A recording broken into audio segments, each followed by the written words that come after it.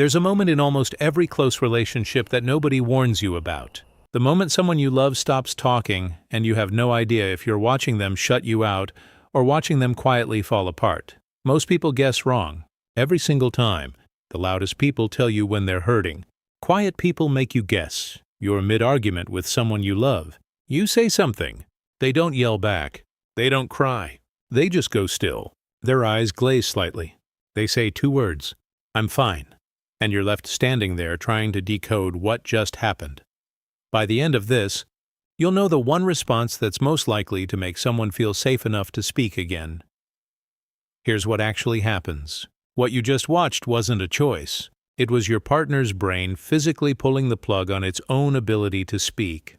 Imagine someone's nervous system as a circuit breaker box. Calm conversation runs on low voltage. Conflict cranks it up, and most people can handle that. They argue, they get heated, the system holds.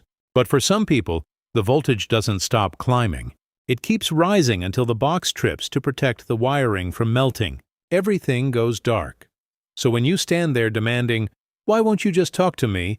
you're asking someone whose breaker just tripped to flip their own switch back on through sheer willpower. It was never going to work that way. Ever noticed how this freeze response always seems to show up with certain people and never with others? It's not random. Somebody built it, piece by piece, usually without realizing it.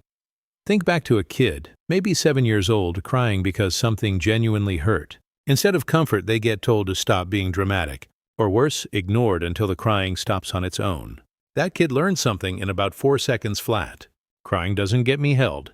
It gets me left alone. So the next time something hurts, they swallow it instead. By 35, sitting across from a partner mid-fight, the wiring is already decades old. Or chances are, it's not childhood at all. Sometimes it's an adult relationship that taught the same lesson on a faster timeline. You explain your feelings and watch someone twist your own words back at you as proof you're the problem. You cry, they call it manipulation. Do that enough times, and the nervous system draws a conclusion.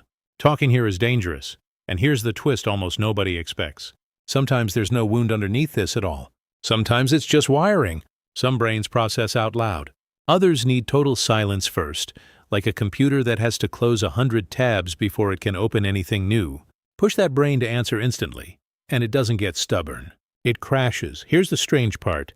You'd assume the mind goes empty during a freeze. It's the opposite. A flood of activity, replaying, predicting. Was it my fault? Will it get worse if I speak right now? Around and around, never quite landing, and most quiet people aren't trying to hide the truth. They're trying to stop themselves from saying something they don't mean. Some people can feel it happening in real time. They sense the sharpest, ugliest version of themselves rising, and they go quiet specifically because they know whatever comes out right now won't be true. It'll be a weapon, which makes what happens next genuinely tragic. Because most people respond to silence by doing the one thing guaranteed to make it worse. They chase it, following someone from room to room, standing outside a closed door, demanding an answer right now.